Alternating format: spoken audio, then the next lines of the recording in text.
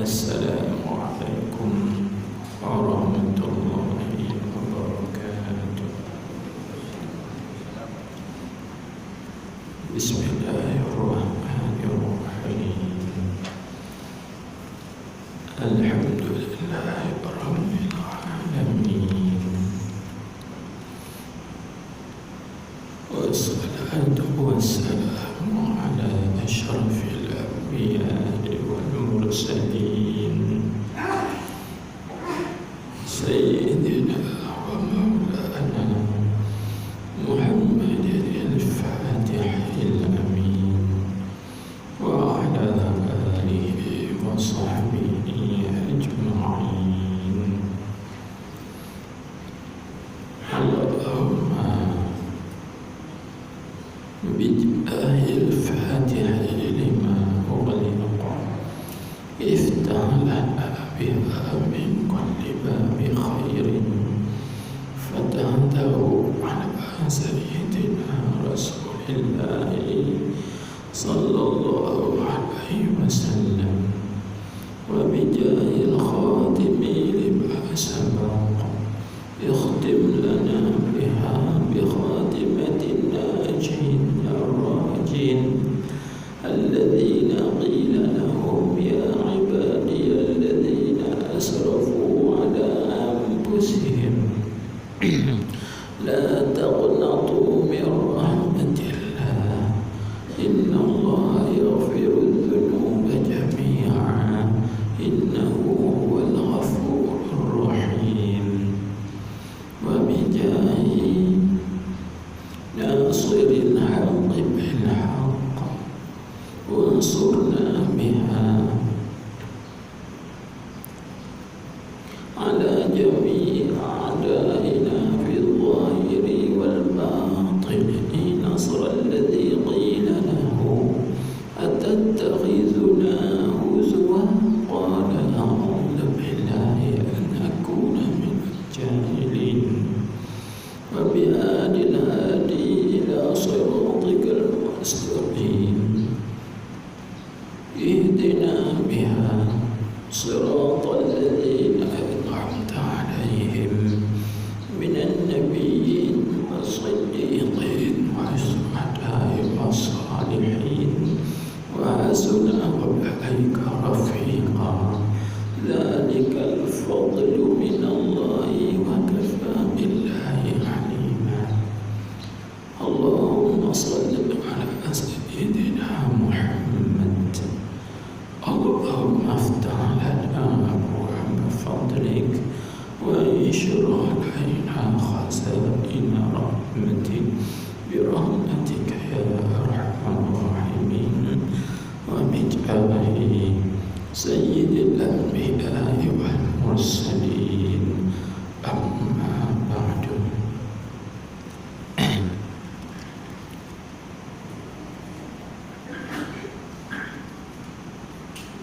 فقال المصنف رحمه الله تعالى ونفعنا بعلومه وبركاته وأسراره في الدارين آمين يا رب العالمين.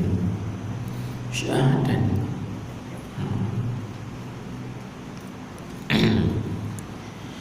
Hai segala saudara hamba, janganlah ada kita sekalian berdiam diri daripada memberi nasihat dan ingat kepada segala saudara kita pada pekerjaan agama mereka itu, dengan bahawa kita suruh akan mereka itu dengan mengerjakan yang kebajikan dan kita tegah akan mereka itu daripada mengerjakan yang kejahatan. Baik tuan dan puan hadirin hadirat sekalian, alhamdulillah bersyukur kita kehadirat Allah Subhanahu wa ta'ala dengan limpah kurniaan dan juga curahan rahmatnya. Lepaskan kita daripada iddah Jadi sambung pada pengajian kita Bidayatul Talibin ila ma'rifati Rabbil Alamin pada muka surat 30, iaitu pada katanya syahadat. Ini kita duduk di penghujung kitab dah. Nah, habislah tajuk ni, dia nak masuk tasawuf pula. Baik. Jadi kita apa habis tengok. Dia kata, hai saudara, hai segala saudara hamba, janganlah ada kita sekalian berdiam diri daripada memberi nasihat dan peringat kepada saudara kita. Baik. Jadi maksudnya mudah, tak payah kita urai. Jadi di sini Tuhan Husin Kedah ataupun Yusuf pengarang kitab ini, dia kata janganlah kita duduk diam.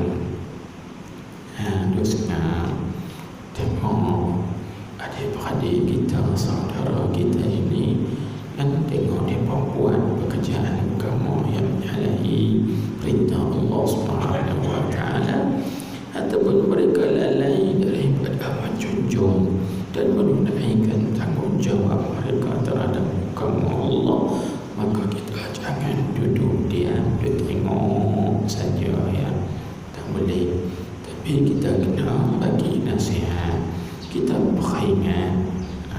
Di situ sebab sebabnya tuan-tuan puan hadirin sekalian, kita manusia ini sesuai dengan nama manusia. Sebab manusia itu daripada perkataan insan, maka insan itu ialah daripada nisyan, maknanya lupa.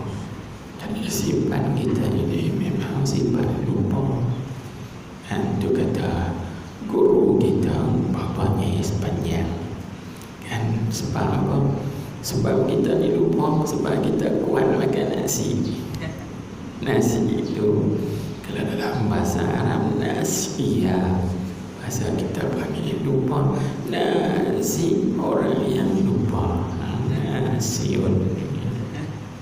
Itu kata memang bagi guru kita semula, Bapak Ismail sepanjang Al-Fatani. Itu kita ni banyak lupa. Baik. Apabila kita ini jenis kita lupa, maka kita perlu kepada orang yang memperingatkan kita. Perlu kepada orang yang memperingatkan kita supaya kita ini peringat. Kan? Al-Habib Abdullah Haddad dalam kitab hikamnya, dia panggil hikam Haddadiyah, dia ada menyebut, dia sebut an-naimu yuqazu al-ghafilu yuzakkaru. Dia sebut tu kata hikmah yang diungkapkan oleh Imam Abdullah Habib Abdullah Haddad Al-Hadrami. Dia sebut an-naimu yuqazu, orang yang tidur itu mesti dikejutkan, digerakkan. Kan? Manakala al-ghafilu yuzakkaru, orang yang lalai, orang yang lupa itu mesti diperingatkan. Jangan kita lah, kita bila tidur, maka kita kena ada orang tolong kejutkan kita. Kalau tak kejut, orang panggil sampai mati tak jaga, bagi tidak mampu. Tidak mampu kata orang tua, tak boleh, kena ada orang kejut. Begitu juga bila kita ni lalai, mesti kena ada orang yang peringatkan. Kerana memperingat itu memberi peringatan dan juga memberi manfaat kepada kita sekalian orang yang beriman. Ustaz kena kata, janganlah kita ini berdiam diri daripada memberi nasihat. Maka memberi nasihat ini tuan-tuan, dia ada 3 bahagian. Dia ada 3 bahagian. Lagu mana? Nasihat orang atas kepada orang bawah, itu satu. Yang kedua, nasihat orang bawah kepada orang atasan. Dan yang ketiga, nasihat orang yang sesama pangkat dan juga kedudukan. Contoh kita buat misal lagu ni, kan? Ustaz dia bagi nasihat kepada anak muridnya. Itu bagi nasihat orang atas kepada orang bawah. Kadang-kadang orang bawah juga perlu beri nasihat kepada orang atas. Anak murid juga dia kena bagi nasihat kepada ustaz dia, dan ustaz kena terima. Jangan bila kita sebut aku ustaz, anak murid tak boleh. Tak boleh. Itu bukan konsep dia memberi nasihat. Dan yang ketiga, dia bagi nasihat sesama kita. Ustaz bagi nasihat sesama ustaz. Yang bukan ustaz juga bagi nasihat bukan sesama, bukan ustaz. InsyaAllah kesemua 3 jenis ini memberi manfaat, memberi faedah kepada kita sekalian orang yang beriman. Jangan kita menganggap bila kita duduk di atas kita tidak perlu nasihat orang bawah. Tak, kan? Sebab bukan kita ini betul ke semua, dan juga bukan kita ini sempurna ke semuanya. Tengok dalam ayat Al-Quran, Allah Subhanahu wa ta'ala mengajar kita. Itu dipanggil hadiyul Quran Al-Karim. Dia bagi petunjuk Al-Quran. Tengok Allah Subhanahu wa ta'ala berfirman, wa syawirhum fil amr. Allah Ta'ala perintahkan Nabi kita Muhammad sallallahu alaihi wasallam agar supaya Nabi kita ini bermusyawarah. Wa syawirhum, Tuhan kata, Muhammad bermusyawarahlah olehmu akan orang-orang yang beriman di dalam satu-satu perkara, satu urusan. Cuba tuan-tuan tengok apa yang kita faham apa makna musyawarah. Musyawarah ini maksudnya kita mengeluarkan pandangan dan juga pendapat. Itu mana musyawarah, dengan mana istikhrajur ra'yi, mengeluarkan pandangan dan juga pendapat. Maka kita tengok pandangan siapakah, pendapat siapakah yang lebih bernas, yang lebih bagus, yang lebih bijak, yang lebih matang, maka kita ambil yang itu, kan? Dan coba kita fikir pula, Rasulullah sallallahu alaihi wasallam ini Allah Subhanahu wa ta'ala berikan kepadanya kesempurnaan. Semua jenis kesempurnaan ada dekat Nabi. Sebab itu Nabi kita ini dipanggil al-insanul kamil, manusia yang sempurna, lengkap. Kalau tuan-tuan nak tengok lengkapnya Rasulullah, serba-serbi kelengkapan, kesempurnaan pada dia. Maka Nabi kita mempunyai apa? Al-aqlul kamil. Nabi kita mempunyai akal yang sempurna. Sebab tu akal Nabi ini kita panggil akal syarafi, akal sempurna, akal kemuliaan. Tidak ada seorang pun yang mempunyai akal syarafi, akal yang kamil seperti Nabi kita Muhammad sallallahu alaihi wasallam. Dalam keadaan begitu pun Allah Subhanahu wa taala perintahkan Nabi kita bermusyawarah. Kita kalau kita punya bijak akal, aku tak perlu mesyuarat, aku tak perlu pandangan orang, aku tak perlu pendapat orang. Tetapi Allah Ta'ala mengajar Nabi kita dan mengajar kita hambanya ini supaya bermusyawarah, ambil pandangan orang, ambil pendapat orang, kan, ambil idea orang, ambil pengalaman orang, kemudian kita kaji. Ni sebab tu dia sebut di sini, jangan kita berdiam diri daripada memberi nasihat dan juga peringat kepada saudara kita. Nasihat peringat tu pada apa? Tengok, pada pekerjaan, pada segala pekerjaan agama mereka itu.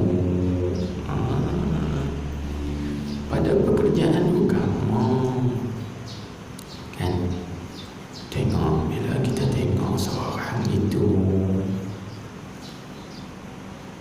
duk buang asal saja, kita bagi nasihat daripada duk buang asal di kedai kopi, duk iktikaf di kedai kopi. Lebih baik kita iktikaf di masjid.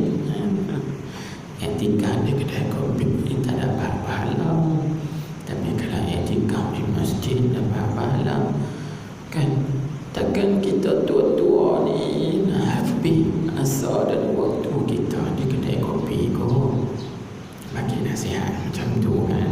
Contohnya, lebih baik kita habiskan asa dan waktu kita itu di masjid, dalam majlis ilmu, majlis zikir, majlis mahabbah cinta Rasul sallallahu alaihi wasallam, dan juga dalam tempat-tempat yang memberi faedah, memberi manfaat, kan. Itu lebih baik lagi bagi nasihat itu pada orang. Begitu juga kita beri nasihat lagi, takkan tua-tua ni dah sibuk lagi ikut dengan anak cucu.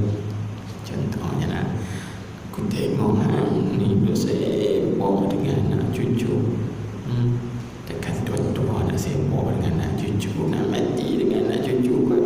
Contohnya lah, bagi nasihat. Itu baik. Jadi nasihat ni bagus.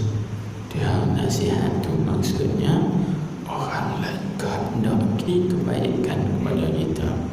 Jadi orang nak bagi kita jadi baik. Itu baik. Lepas tu tuan-tuan, puan-puan, hadirin hadirat sekalian, tengok dia sebut, kan. Nasihat itu apa fungsinya? Kita sebut beginilah senang sikit. Nasihat ni kita bagi macam ubat lah. Ubat. Bila ubat, doktor bagi ubat, kita makan ubat itu insya-Allah ada harapan sembuh.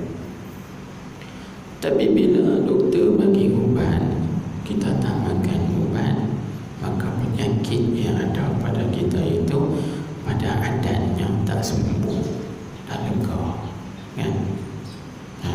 Di situ. Ataupun doktor bagi nasihat, doktor bagi ubat, kita makan ubat tapi kita tak jaga pantang, ya, maka ubat tadi juga tidak memberi kesan pada menyembuhkan penyakit kita tersebut. Faham tak maksud saya itu? Demikianlah orang bagi nasihat ke kita. Kalau kita dengar nasihat dan kita ikut nasihat tersebut, insya-Allah penyakit-penyakit yang ada dalam diri kita, penyakit rohani, penyakit hati akan sembuh. Dan tapi dengan syarat kita tidak melanggar pantang larang ubat tersebut. Contohnya begini, macam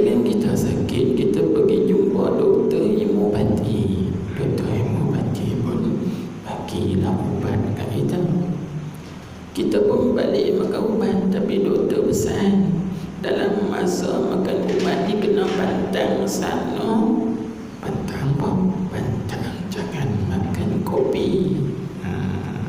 Sebab apa? Sebab kopi itu dia potong bagi ubat tadi. Kita kopi itulah hobi kita. Itu yang kita sedap sangat tu.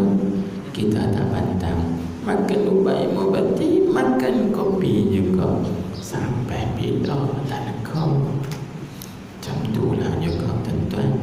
Tiap-tiap minggu main mengaji Sultan Al-Bahiyah, dengar nasihat. Balik makan tapi pantang dah juga.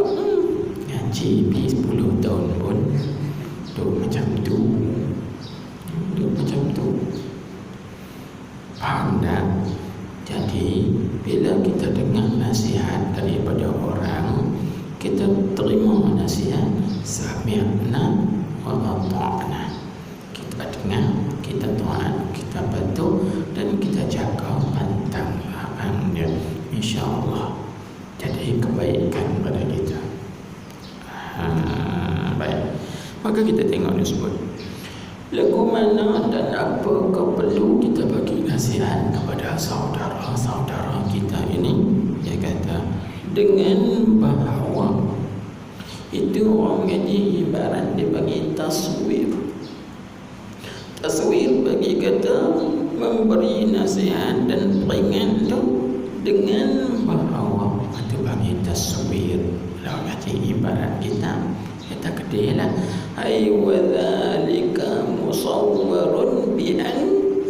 Kalau Arabnya, kalau Jawinya, yang demikian memberi nasihat dan peringat itu ditaswirkan, digambarkan dengan bahawa kita suruh akan mereka itu dengan mengerjakan yang kebajikan, dan kita tegur akan mereka itu daripada mengerjakan yang kejahatan. Itu cara nak bagi nasihat. Kita suruh dia berbuat baik, kita tegur daripada berbuat jahat. Tetapi tuan-tuan dan puan-puan, hadirin hadirat sekalian, para pecinta ilmu, kita nak suruh orang buat baik, kita dulu kena buat baik. Kita nak cegah orang daripada buat jahat, kita dulu kena cegah diri kita daripada buat jahat. Kalau tidak, perkataan kita ghair masmu', kataan kita tak didengar. Ghairu masmu'in, kataan kita ini tidak didengar. Kalau kita suruh orang buat baik, kita sendiri tak buat baik, orang tak dengar. Demikian juga kalau kita cegah orang daripada berbuat maksiat, kita sendiri tak tinggal maksiat tersebut, maka kataan kita tidak didengar.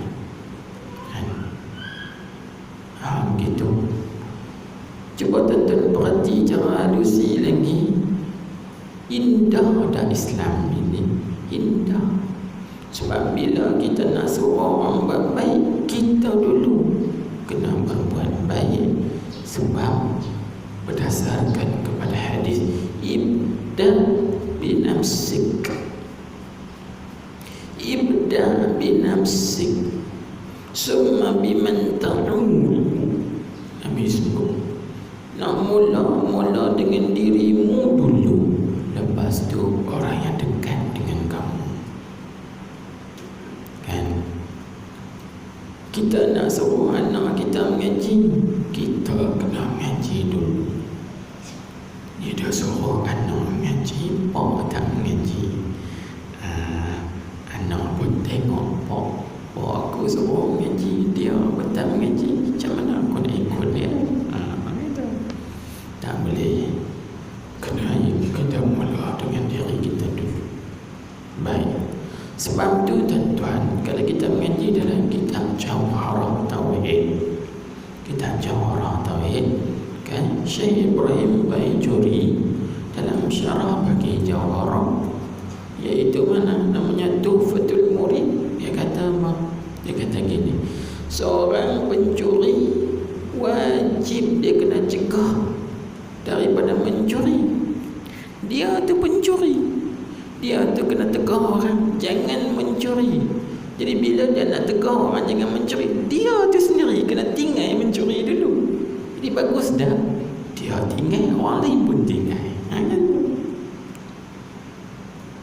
Baru nama menyuruh orang, mencegah orang daripada berbuat maksiat, suruh orang berbuat baik. Itu baru gitu, kan? Gitu. Macam itulah juga siapa-siapa pun. Kalau kita kata apa, dia ketua keluarga, dia nak suruh ketua keluarga ni, dia suruh anak-anak dia sembahyang jemaah, dia tu kena sembahyang jemaah dulu. Kalau anak-anak tengok dan sebagainya.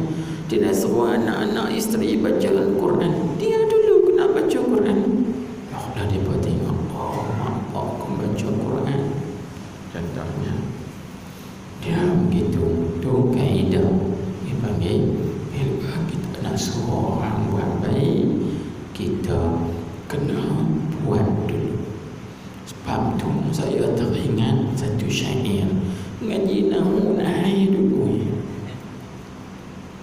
ngaji kita Qatrun Nada.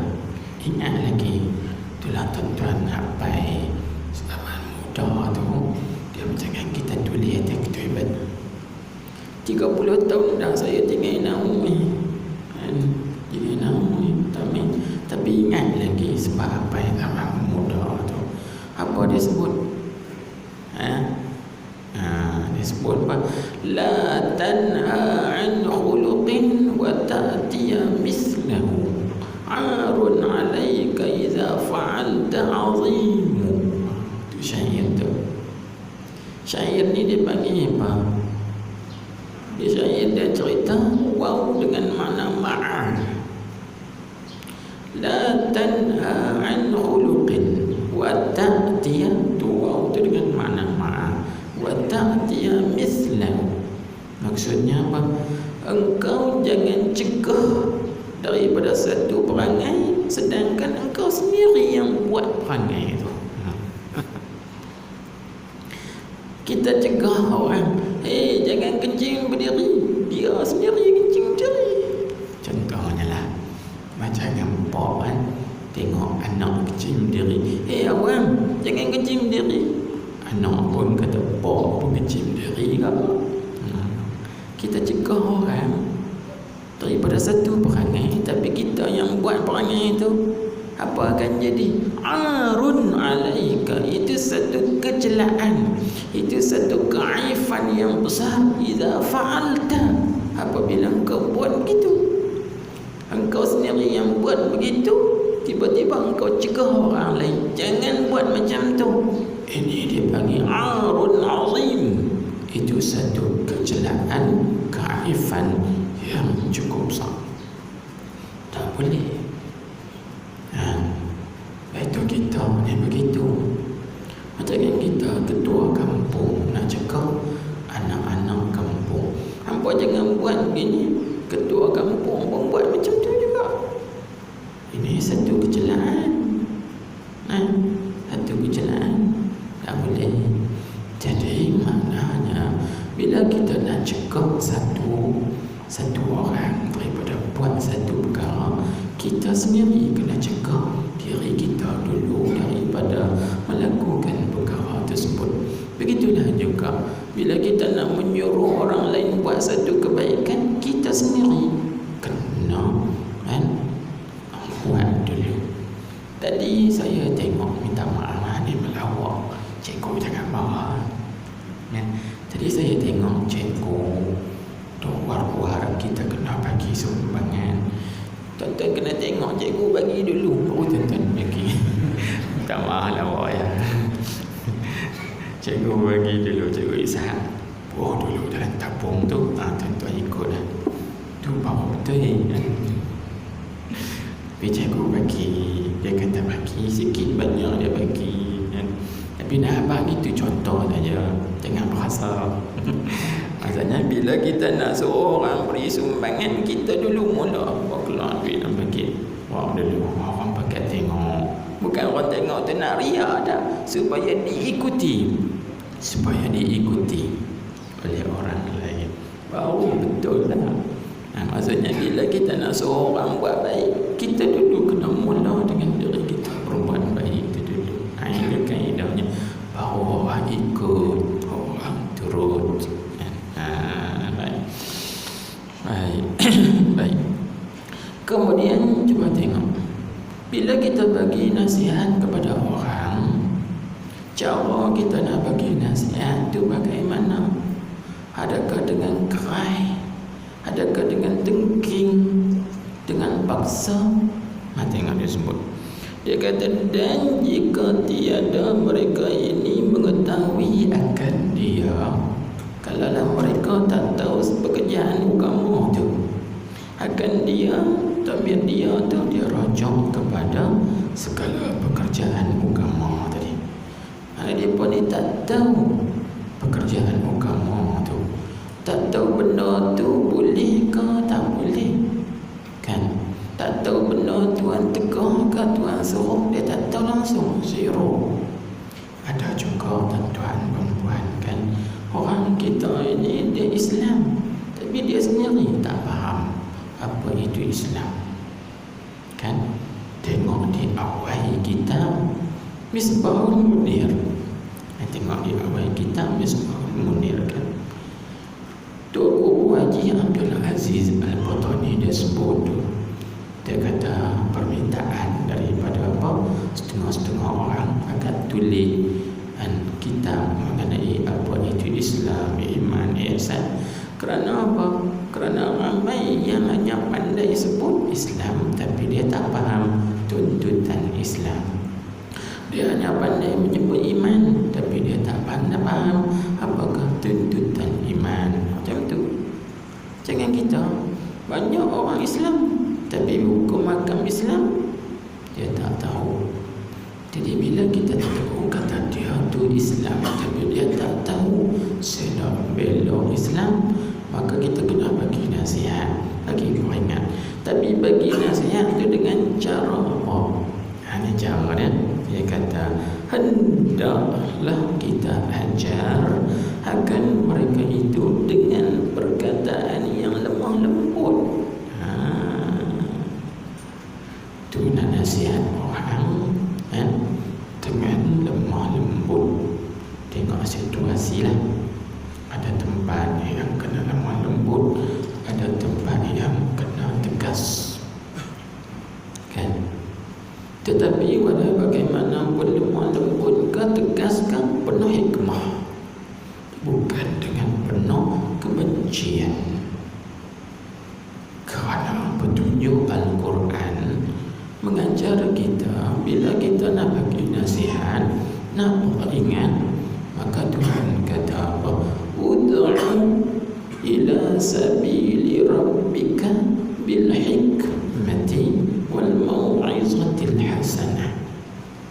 Itu hadiyul Quran, dipanggil petunjuk Al-Quran bagi kita-kita yang nak bagi nasihat, nak bagi peringatan kepada orang ini. Mesti kita ajak orang itu dengan hikmah, kebijaksanaan, itu, dan juga dengan pengajaran yang baik. Ini salah satunya dengan lemah lembut. Cuba tuan-tuan tengok, Allah Subhanahu wa ta'ala perintahkan Nabi Musa dan abangnya Nabi Harun alaihissalam pergi kepada Fir'aun. Izhaba ila Fir'aun, pergilah oleh kedua kamu, Musa dan Harun, kepada Fir'aun. Wa qula lahu qawlan layyinan, kan Quran sebut, dan berkatalah oleh kedua kamu kepada Fir'aun ini qawlan layyinan, perkataan yang lemah lembut, bukannya cakap hei Fir'aun, kena gitu. Ataupun dia guna perkataan yang baik, yang kesat lagi, hei bangsa Fir'aun, tak boleh lagi, tak boleh. Tapi Allah Ta'ala perintahkan Nabi Musa dan Nabi Harun berkata, wa qula lahu qawlan layyinan. Musa, Harun, berkatalah kepada Fir'aun ini dengan perkataan yang layyin, yang lemah lembut. Sebab perkataan yang lemah lembut ini ialah perkataan hikmah. Dia masuk elok. Begitu. Ini jawab nasihat. Memang kita tak nafikan ada ketika kita kena tegas, tapi tegas dengan penuh hikmah, bukan dengan nafsu. Ada orang dia tegas, dia keras tapi dengan nafsu, itu tidak akan diterima oleh orang yang mendengar nasihat.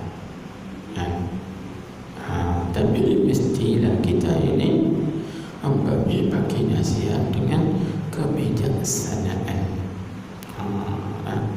Kebijaksanaan.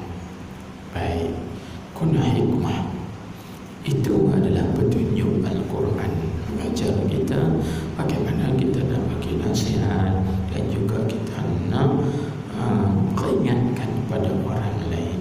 Baik, kemudian tengok, dah kita bagi nasihat dengan lemah lembut, dia tak mau dengar. Nampak kita? Tengok yang kata, dan kemudian jika tiada memberi manfaat, ia kan, jika tidak memberi manfaat, ia mana? Ia nasihat tadi ini dengan dia, yakni dengan perkataan yang lemah lembut. Kembali situ tuan-tuan. Manakala kita bagi nasihat dengan lemah lembut, beri peringatan dengan lemah lembut, kan, tidak diterima, habis itu, maka dengan marah, barulah kita tegas sikit. Marah di sini ni marah kerana Allah, bukan kerana nafsu. Kena cantik sikit sebab marah, kan? Kalau marah kerana Allah, tak apa, itu tidak berdasarkan kepada nafsu. Tapi kalau marah bukan kerana Allah tapi kerana nafsu, itu tidak akan diterima juga. Sebab itu terbit daripada nafsu, bukan terbit daripada hati yang penyayang. Kita marah, tapi aku marah ini kerana Allah Subhanahu wa ta'ala, bukan kerana nafsu. Kan? Ingat tu. Baik. Lepas tu dia sebut lagi, dan jangan kita takut orang kata pada ketika itu kita takabur dan sombong dan cengeng dan pemarah. Jangan takut waktu ketika kita cakap dalam keadaan tegas tadi ni. Jangan takut, amboi, dia ni sombong, dia ni cengeng, dia ni perongoi. Pemarah di situ kita panggil perongoi. Jangan takut. Nak takut apa? Tak takut. Sebab takut pada orang itu maksudnya kita nak cari redha orang. Takut orang kata apa, nanti orang kata apa, kan? Jadi bila kita takut orang kata, itu tandanya kita ini nak keredaan manusia, kan? Maka keredaan manusia ni tanda sampai hari kiamat kita tak akan dapat. Waktu kata ulama, ridhan nas ghayatun la tudraku. Ridhan nas, ridha manusia itu ghayatun la tudraku, iaitu satu kesudahan yang tidak akan dapat. Sampai bila manusia ni dengan kita dia tak redha. Jadi apa kita nak cari redha manusia, kita kita cari redha Allah Subhanahu wa ta'ala, kan? Kerana orang yang betul-betul beriman dengan Allah, dia tak akan cari redha manusia. Kerana kan dia cari redha Tuhan, dia tak takut pada redha, tak takut pada celaan dan juga cercaan manusia. Itu orang yang beriman. Baik. Sebab itu kalau kita tengok dalam kitab Hikam Imam Abdullah Haddad, kita sebut tadi Hikam Haddadiyah. Hikam Haddadiyah ni dia ada 100 lebih kata-kata hikmah dia. Jadi salah satu daripada kata hikmah dia apa? Tengok saya sebut, dia kata apa? Kaifa yakunu minal mu'minin man yurdil makhluqin bisa khati rabbil alamin. Itu kata Imam Abdullah Haddad.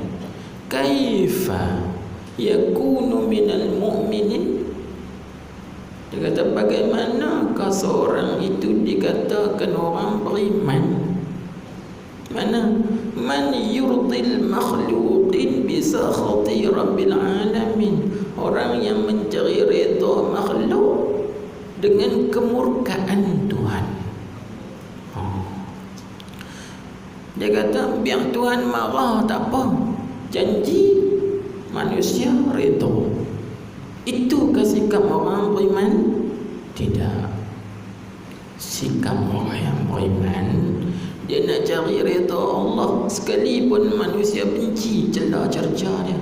Itu orang yang beriman yang sebenarnya. Baik, kita bakal tengoklah diri kita sendiri. Hari ini memang sifat ni memang sifat kita. Takut nanti orang kata apa, kan? Janganlah musim kenuri, kan? Awak tak buat kenuri besar, kita buat lagi kecil-kecil. Tak boleh, takut nanti orang kata apa. Takut. Takut. Itu dia tu. Tu nak tahu tahap keimanan kita dengan Allah Subhanahu wa ta'ala. Tengok teratu. Kita takut orang celah kita, takut orang cerca kita, takut orang belakang kita, takut macam-macam takut, kan? Kalau kita ini betul-betul hamba Allah Subhanahu wa ta'ala yang beriman dengan Allah, kita tak usah takut kepada sesiapa pun celaan. La yakhafuna lawmata laim. Itu sifat orang yang beriman. Mereka tak takut cercaan pencerca. Lawmata laim, cercaan pencerca. Mereka tak takut. Sifat orang yang beriman dengan Allah Subhanahu wa ta'ala. Jadi kita jangan takut. Kita tengok kata Ustaz dia pesan pada kita, jangan kita takut orang kata. Pada ketika itu, ketika mana, ketika kita bagi nasihat dengan tegas, cengih tadi ni, marah tadi ni, jangan takut orang kata kita ini takabur, kita sombong, kita cengih, kita pemarah. Pasal apa dia tak bagi takut? Kerana orang yang ikhlas hatinya, orang tu dengan menjunjung titah Allah Ta'ala dan sabda Rasulnya, yang itu tiada takut ia bagi kerana pekerjaan Allah Ta'ala itu akan celah daripada orang yang mencela. Kita takut, kan? Di situ. Baik. Jadi bila orang nak kata apa, kata asalkan kita ini betul dengan Allah, dengan jalan Allah dan juga jalan Rasulnya. Tak usah peduli, dan tak usah peduli. Dan itu satu lagi pelan, dan tak usah duk simpan dalam hati. Sebab apa? Sebab kalau kita simpan celaan orang, kita simpanlah hati kita, itu jadi penyakit bagi kita pula. Begitu juga tak usah simpanlah otak. Orang kata apa kat kita, jangan duk simpan lah otak. Kalau simpan, itu jadi masalah otak. Virus. Itu jadi virus otak. Sebab apa? Sebab otak kita bukan diperuntukkan untuk fikir apa orang kata kat kita. Otak kita diperuntukkan untuk memikir ciptaan Allah, kejadian Allah Subhanahu wa taala. Banyak lagi benda yang kita kena fikir. Buat masa ya tu. Yang orang kata itu.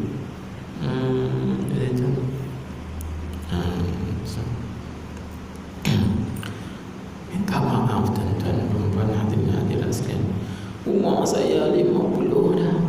Tapi ada orang kata saya ni berumur 38. Mudah. Apa rahsia? Saya buat rahsianya. Apa orang kata kat saya tak boleh otak. Saya tak fikir. Banyak lagi benda yang saya nak fikir. Fikir ilmu, fikir ni. Saya tak simpan. Itu rahsia dah. Itu menyebabkan orang bagi jadi mudah. tak mudah dah, tua dah. Itu nak cerita, maksudnya benda yang tak patut kita fikir, kita tak usah fikir. Apa orang kata, apa orang cerca, apa orang fitnah, tak perlu fikir benda tu. Buang, tak diluar. Kalau kita simpan benda tu, itu yang merosak fikiran kita, itu yang membuang masa kita, itu yang meresahkan hati kita, sakit hati. Buang benda tu. Dan banyak lagi benda yang kita boleh fikirkan. Jadi di sini dia pesan, maka jangan kita takut apa orang kata. Dan kalau orang kata, tak usah simpan. Tak usah simpanlah otak, tak usah simpanlah hati. InsyaAllah kita ingat Tuhan saja. Allahu Akbar. Saya masalah. Lalu kemudian tuan-tuan perempuan hadirin hadirat sekalian, kita faham dah apa yang nak disampaikan oleh oleh Tuan Husin Kedah itu, bahawa kita jangan duduk diam daripada memberi nasihat dan juga memberi peringatan kepada orang ramai. Kena bagi peringatan dan juga nasihat pada orang ramai.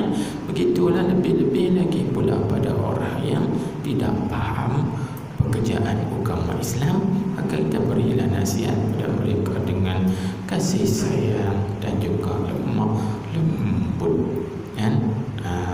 Begitu. Baik. Lalu dia sebut, dari bagi yang tersebut itu yang mana? Tanda. Dari bagi yang tersebut itu, yakni dari kata jangan kita duduk berdiam diri daripada memberi nasihat dan peringat itu. Mana dalilnya? Firman Allah Ta'ala, وَذَكِّرْ فَإِنَّ الذِّكْرَ تَنْفَعُ الْمُؤْمِنِينَ. Surah Az-Zariyat kan ayat 55. Baik, kita tengok terjemahan dulu. Artinya peringat oleh akan mereka itu dengan segala pekerjaan agama mereka itu. Peringat dengan apa? Peringat dengan bahawa engkau baca Al-Quran atas mereka itu dengan memberi nasihat. Ambil ayat-ayat Quran, baca pada mereka, ikut petunjuk Al-Quran dan peringat akan mereka itu. Maka bahwasanya peringatan dengan Quran itu memberi manfaat lah, ia peringatan Quran akan sekalian mereka yang mengetahui Allah dengan berimannya. Dia ikut terjemah dan usilah, dan yang memberi manfaat kepada orang-orang yang beriman. Jadi tuan-tuan puan-puan hadirin hadirat sekalian, ayat ini kita panggil serampang dua mata.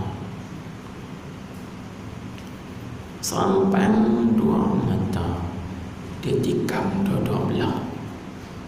Ke mana tuan-tuan nampak? Nampak lagu mana? Dia kata serampang dua mata. Baik. Pertama, cuba tuan-tuan tengok. Wadzakir. Wadzakir. Ini kita pelajari rahsia di sebalik ayat. Wadzakir dia fi'il amar. Kan? Fi'il amar. Baik. Fi'il amar itu dipanggil suruh. Jadi Allah Ta'ala suruh kita ini memberi peringatan. Kan? Dia daripada perkataan zakkara, yuzakkiru, tazkir, zakkir, fa'ala, yufa'ilu, taf'il, fa'il. Okey. Ngaji sorab ni kan? Tu. Baik. Jadi masdar dia tazkir. Wa zakkir fa inna zikra. Itu pun kalau kita bincang banyak rahsia. Sebab dia sebut zikra, sepatutnya dia kena sebut fa inna tazkira. Sebab masdar bagi zakir ialah tazkir, bukan zikra. Tapi kenapa disebut zikra? Ini ada perbahasan panjang. Lain kali kita lihat basic dulu. Baik. Jadi kaedahnya tuan-tuan, bila kita sebut zakir, peringatlah. Okey. Itu satu mata. Satu mata gimana? Kan kita sebut serampang dua mata.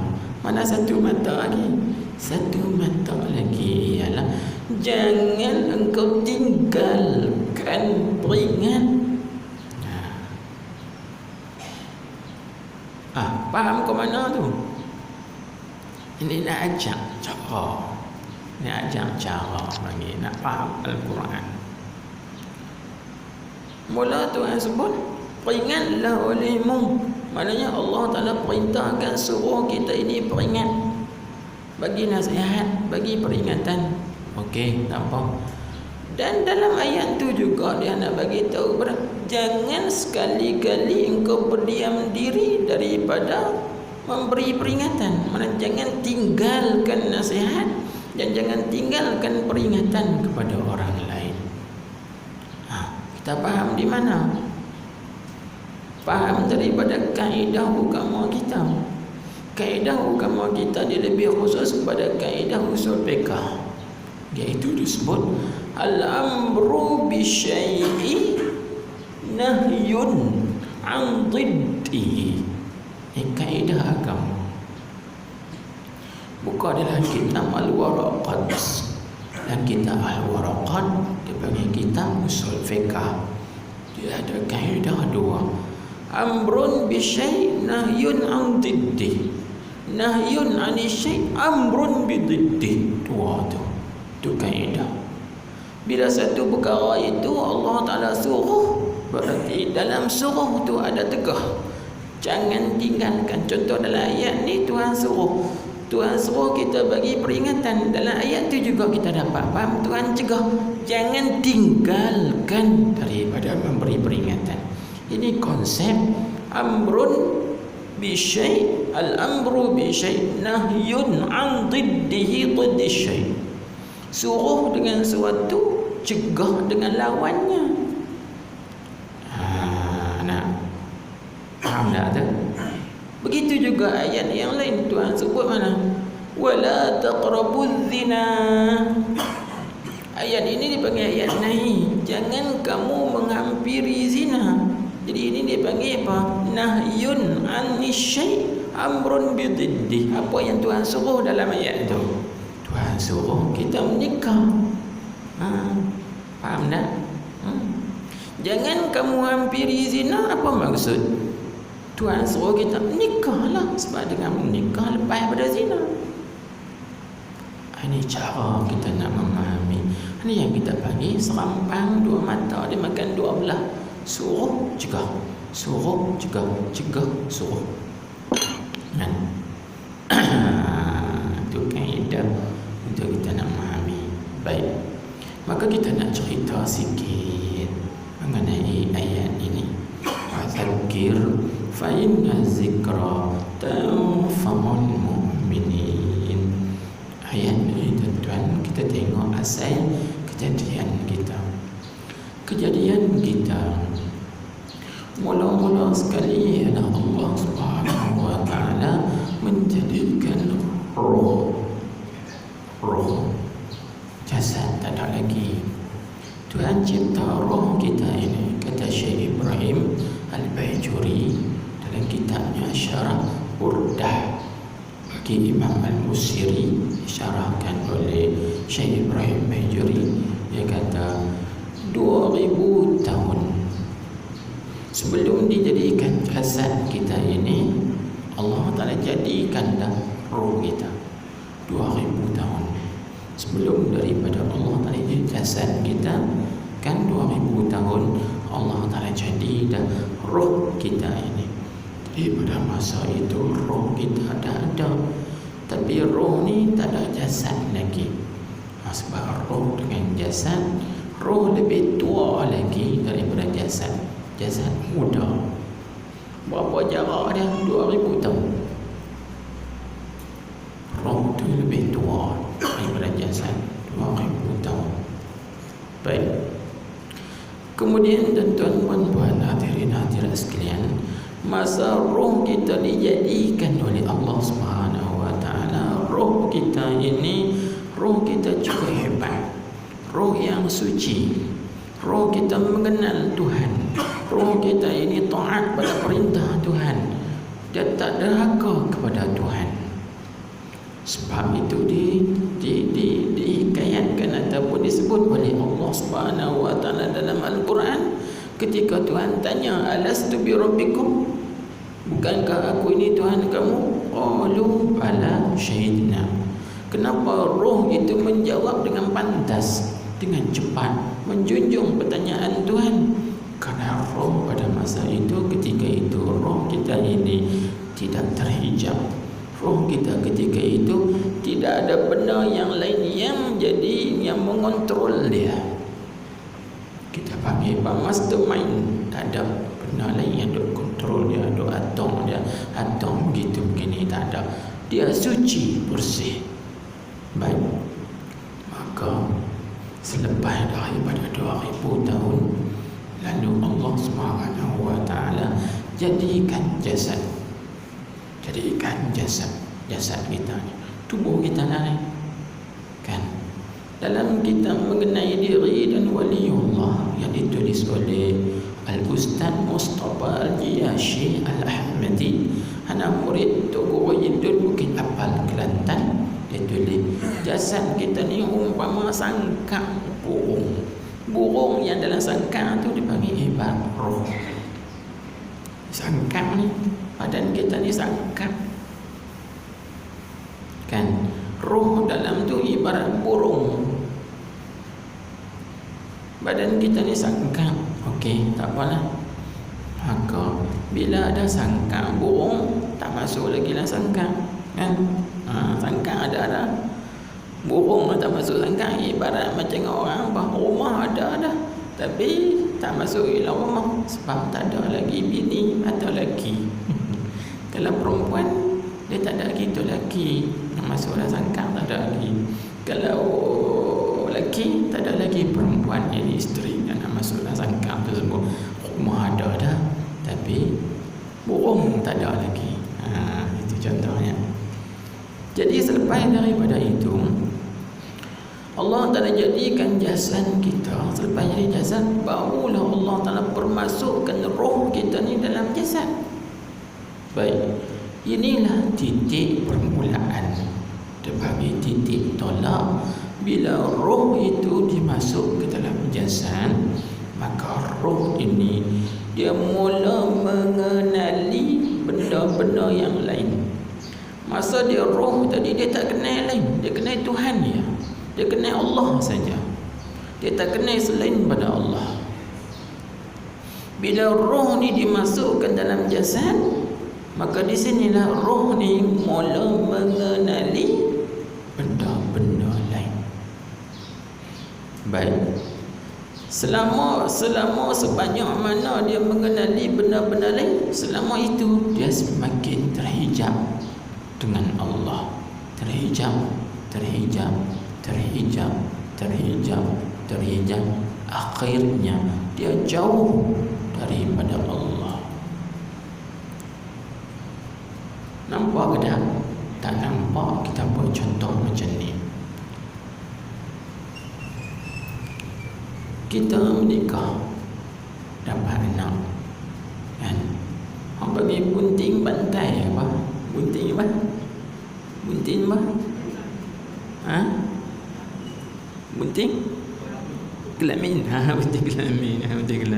Lepas menikah dekat terus 9 bulan.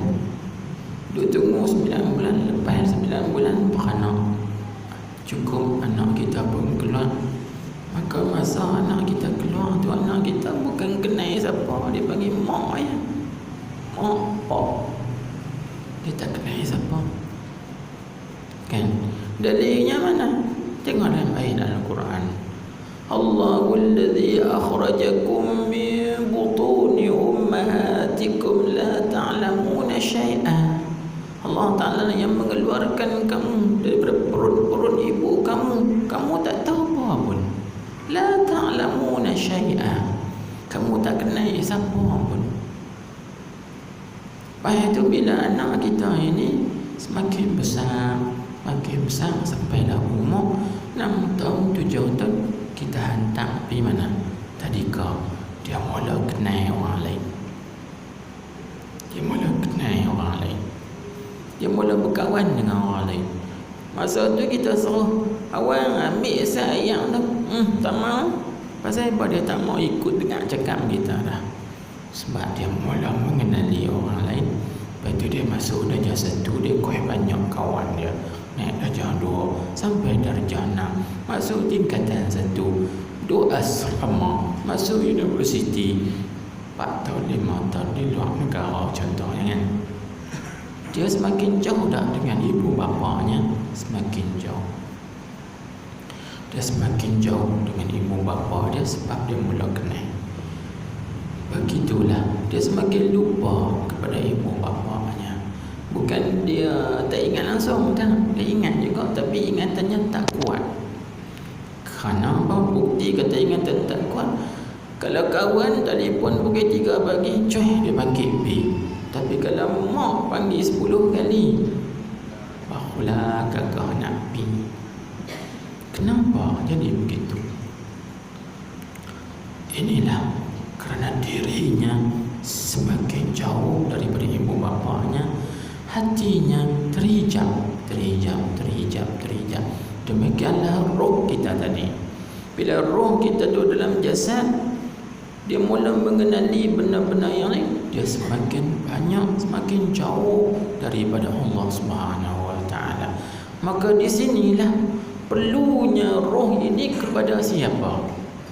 Perlu kepada tazkir, perlu kepada peringatan, perlu kepada nasihat, kan?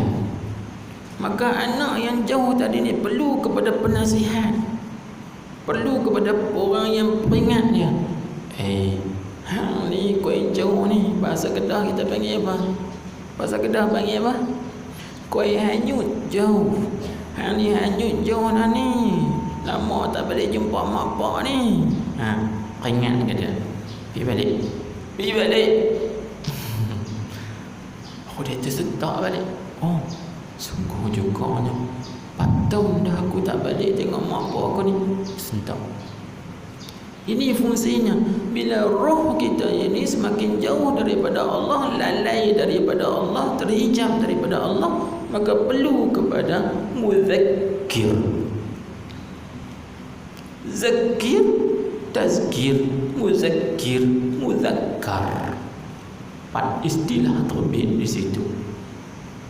Zakir, tazkir, muzakkir, muzakkar. kan pada dalam Al-Quran, lasta alaihim bimusaitir, innama anta mudzakkir. Maka itulah hikmah. Kalau kita ngaji dalam tauhid, itulah hikmah Allah Ta'ala utuskan Rasul untuk tazkir, ingatkan balik perjanjian kita dulu. Alastu bi rabbikum. Nah, niat kita dah ngaji dalam tauhid tu. Antara hikmah Allah Ta'ala utuskan Rasul kerana nak memperingatkan balik perjanjian kita dulu dengan Allah Subhanahu wa Ta'ala. Inilah hikmah. Kita perlunya kepada muzakkir, orang yang perlu, orang yang memperingatkan kita. Siapa muzakkir kita? Inilah ustaz-ustaz kita, guru-guru kita, syekh-syekh kita, duduk dalam majlis mereka untuk memperingatkan balik. Sebab jenis kita manusia ini lupa, maka peringat tadi memberi manfaat, berguna kepada sekalian orang yang beriman. Ini ayat fazakir wa zakir fa inna dzikra tanfa'ul mu'minin. Baik, dan itu beberapa faedah yang kita boleh ambil. Kemudian katanya dan lagi firman-Nya juga. Dia sebab bila bagi nasihat ni, dan nasihat ni dia tak boleh banyak, dia sikit je. Lagi banyak selagi tak nak buat. Allah alam seterusnya.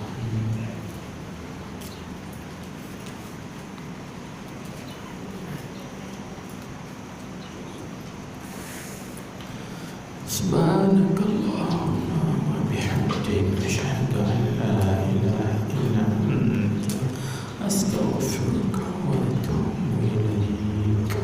Allahumma salli ala sayyidina Muhammadin wa ala alihi wa sahbihi wasallim. Bismillahirrahmanirrahim. Alhamdulillahi rabbil alamin. Wa sallallahu wa sallam alaihi. Allahumma aftah alaina hikmataka wa anshur alaina rahmataka ya arhamar rahimin. Allahumma inna nastaudi'uka ma 'allamtana fardhu ilaina inda hajatina ilaihi.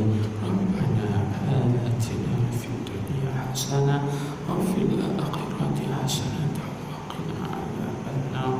Allahumma ij'al jam'ana hadza jam'an marhuman mashkura wa tafarraqana min ba'dihi tafarruqan ma'suman maghfura. Wa sallallahu wa sallam alaihi walhamdulillahi rabbil alamin.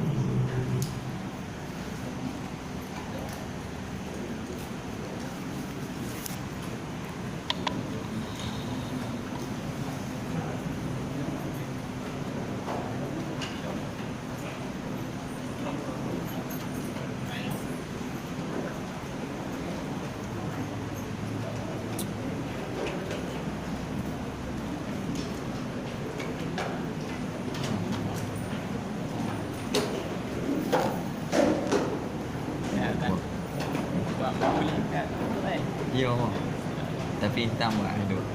Tapi hitam. Ya. Habib Muhammad. Coba. Kopi. Ada kopi nak main tak boleh.